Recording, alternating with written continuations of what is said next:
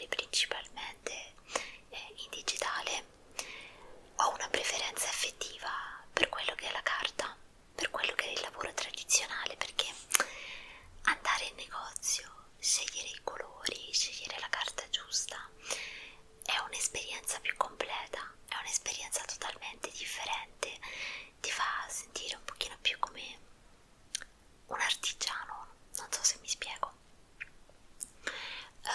Okay.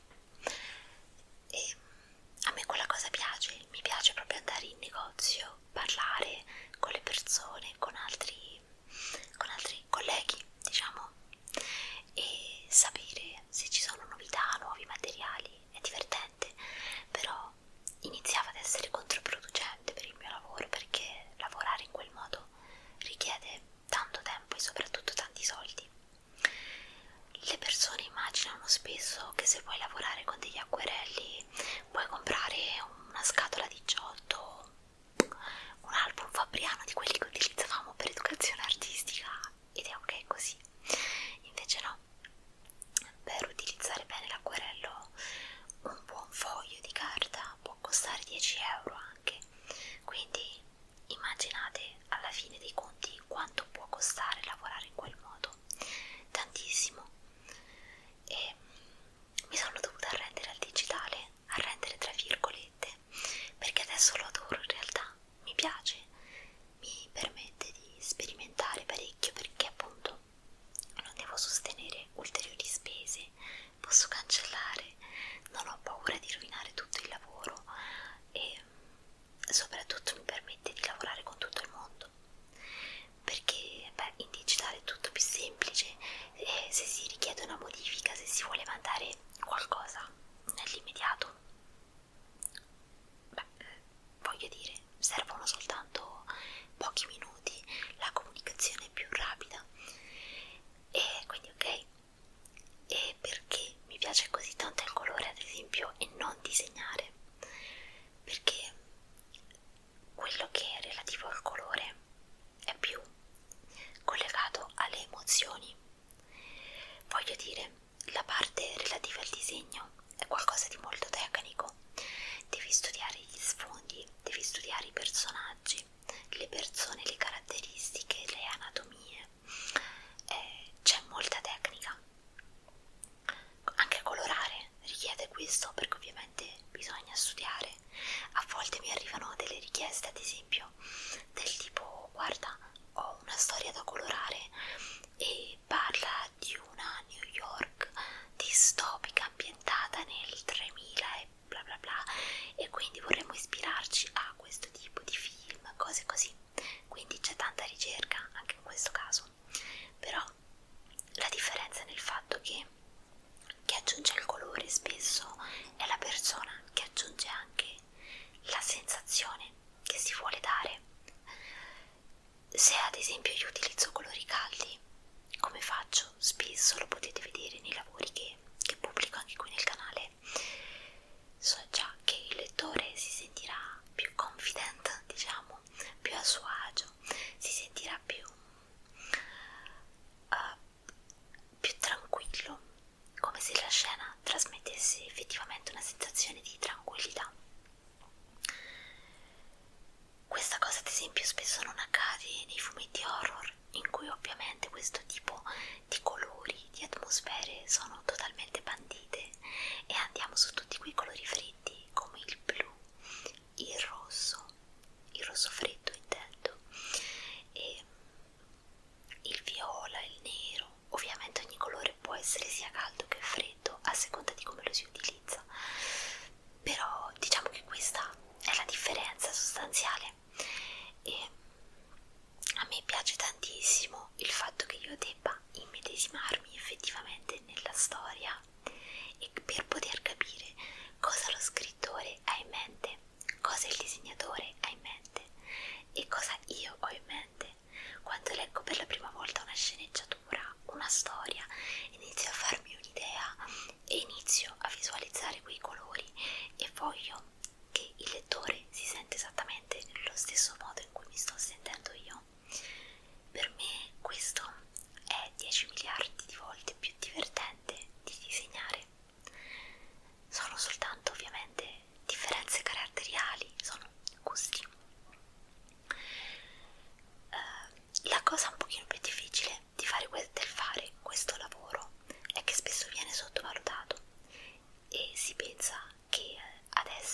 importante magari sia soltanto chi disegna, si pensa che sia quella la persona che fa il lavoro, sì, esatto, il lavoro sporco, stavo dicendo, il lavoro più grande, il lavoro più impegnativo.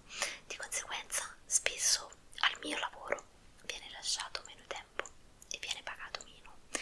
Vengo anche presa meno in considerazione quando magari do dei consigli e dico: guarda, secondo me in questa scena utilizzare questo tipo di colori potrebbe creare un'atmosfera migliore di quella che abbiamo creato precedentemente. Raramente le persone, raramente l'editor ti dà ascolto perché sei il colorista. Però non importa, a me piace e riconosco la differenza. Mi dispiace ad esempio quando vedo nelle fiere del fumetto che si invitano quasi sempre esclusivamente disegnatori e scrittori e coloristi, ma non li chiama mai nessuno. Ah, beh, comunque c'è chi soffre più di noi perché i letteristi, ad esempio, che fanno i balloon, aggiungono i dialoghi, il loro lavoro è veramente difficile perché spesso sono quelli che hanno meno tempo di tutti gli altri. Loro non vengono considerati affatto. A volte parlo, alcuni miei amici fanno quel tipo di lavoro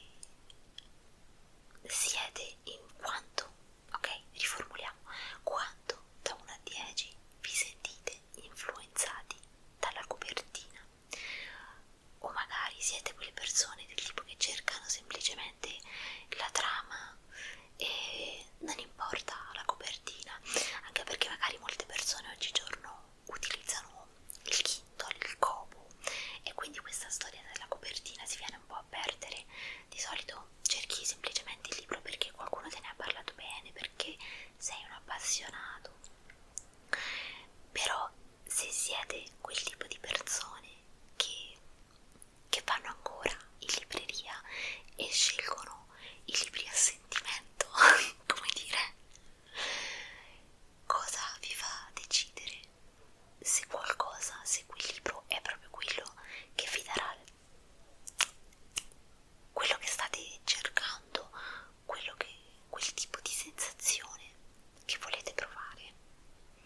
Fatemelo sapere, è anche interessante non solo a livello umano parlarne, e per conoscerci meglio, per capire le nostre preferenze, è interessante anche perché è il mio lavoro, e quindi avere questo tipo di feedback mi piace, è divertente, e può essere divertente anche per voi, magari capire cosa c'è dietro, ok?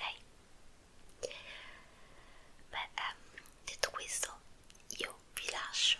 Sarei davvero felice se rispondeste alla domanda, dato che ho visto che tantissimi di voi vedono il video fino alla fine, e questo mi fa strapiacere, ovviamente, però poi magari non rispondete. È un peccato, non voglio parlare da sola, non avrebbe nessun senso. Quindi mi auguro di rivedervi nei commenti qua sotto, e nel frattempo grazie per essere stati in mia compagnia, per aver ascoltato tutte queste chiacchiere forse poco interessanti per voi, o forse no, e ci rivediamo prestissimo